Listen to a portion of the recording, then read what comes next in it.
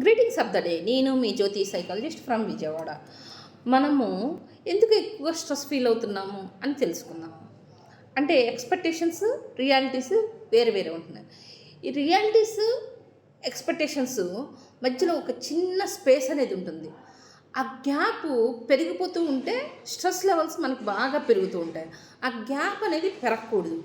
అప్పుడు ఏం చేయాలి? మనము అన్ని ఎక్స్పెక్టేషన్స్ అనేది చెయ్యకుండా వచ్చిన దాన్ని యాక్సెప్ట్ చేయాలి. అంటే ఎక్స్పెక్ట్ నథింగ్, యాక్సెప్ట్ ఎవ్రీథింగ్ అనేది మనం ఎప్పుడైతే ఫాలో అవుతామో కంపల్సరీగా మనకి ఎటువంటి స్ట్రెస్ ఉండదు.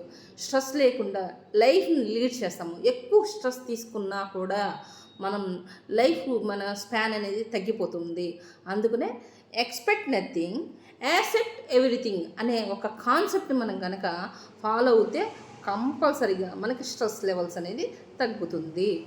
Thank you.